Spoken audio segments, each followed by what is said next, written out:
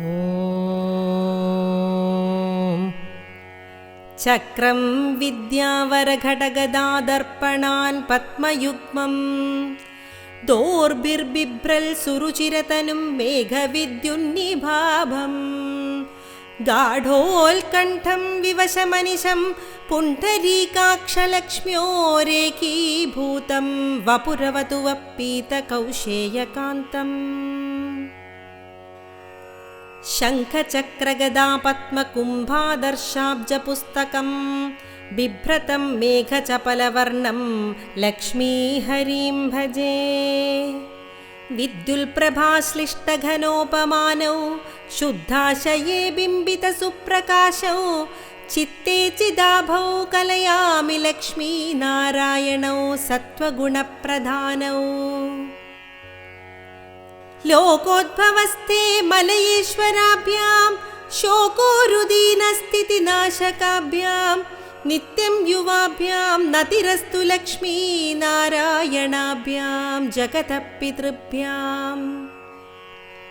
सम्बल्सुखानन्दविधायकाभ्यां भक्तावनानारतदीक्षिताभ्यां नित्यं युवाभ्यां नतिरस्तु लक्ष्मीनारायणाभ्यां जगतः पितृभ्याम्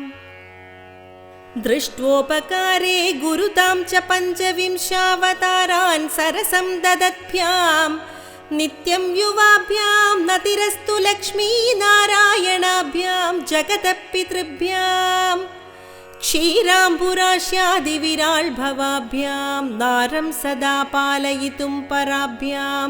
नित्यं युवाभ्यां नतिरस्तु लक्ष्मीनारायणाभ्यां जगतः पितृभ्याम्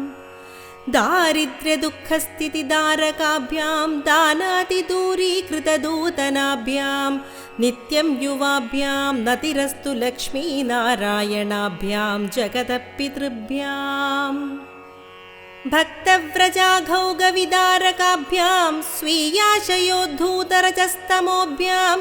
नित्यं युवाभ्यां नतिरस्तु लक्ष्मीनारायणाभ्यां जगतः पितृभ्याम् रक्तोल्पलाभ्राभवपुर्धराभ्यां पद्मारिशङ्खाब्जगदाधराभ्यां